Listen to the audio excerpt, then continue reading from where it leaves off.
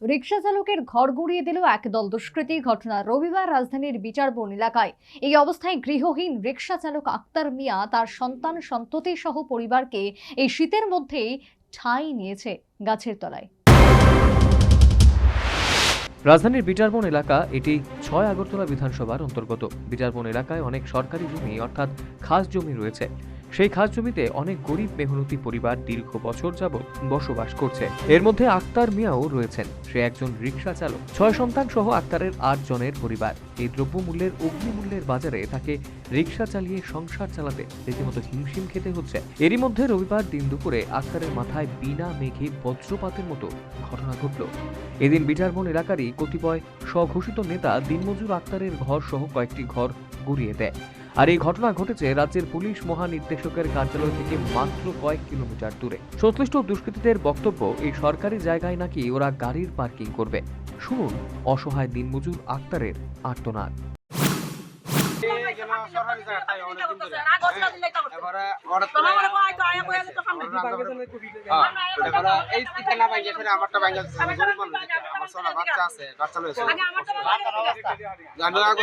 Councillor দ্বারা যাবো, councillor দ্বারা যাওয়া লাগতো না। কাটা ভাঙছে বিজিবি যার হরে এরা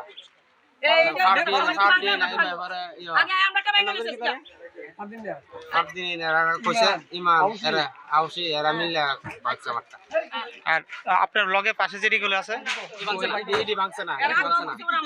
এটি কি তারা নিজস্ব জায়গা না এটিও সরকারি জায়গা? সরকারি জায়গা, সব এটি সরকারি জায়গা, পুরাটা সরকারি জায়গা। তুমি কিটা করো? আমি রিক্সা চালাই। ওই নাম কি? কি মনে হয় এটা কে করতেছে তারা?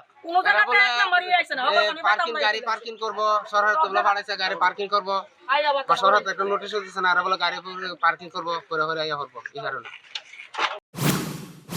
এই ঘটনায় সংশ্লিষ্ট এলাকার বাসিন্দারা রীতিমতো আঁতকে উঠে। প্রথমে খানিকটা পিছিয়ে থাকলেও শেষে স্থানীয় বাসিন্দারা এই অসহায় আক্তারের পাশে দাঁড়ায়। তাদের বক্তব্য, সরকারি খাস জায়গাতে দরিদ্র পরিবারগুলো বসবাস করছে দীর্ঘদিন যাবৎ। যদি সরকারের প্রয়োজন হয়, প্রশাসন অবশ্যই প্রয়োজনীয় ব্যবস্থা গ্রহণ করবে। কিন্তু স্বঘোষিত মাতব্বররা কিভাবে এই ধরনের দুষ্কর্ম করার সাহস পায়?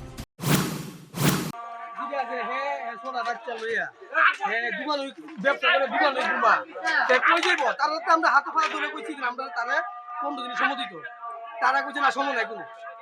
যে লোকটি কইছে এই লোকটি না মি চুরিগুল সার কি করে না হেনার বাপ পেল্লা জায়গা কিউন না হেনার কিউ যে উল্টাই এর মইয়া নেতার মায়ার বাড়ি আছে এনার বাড়ি খাসে জায়গা তুই এই বাড়ি ভাঙছে না করে এনে বিজেপির বুতু বিশ আছে এটা ভাঙছে না করে হের নরম পে ভাঙছে আরেক বেড়ি 30 বছর ধরে ইট ভাঙে বেড়ি ইয়া সাবলাটা ভেঙে লাইছে কি এর লাগা তারা কিটা করছে?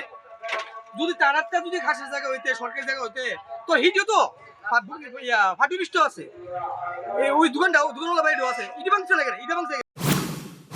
সচেতন মহলের বক্তব্য, প্রতি ঘরে সুশাসন কর্মসূচির মাধ্যমে সরকার বা প্রশাসন মানুষের দুয়ারে সরকারি সুযোগ সুবিধা পৌঁছে দিচ্ছে।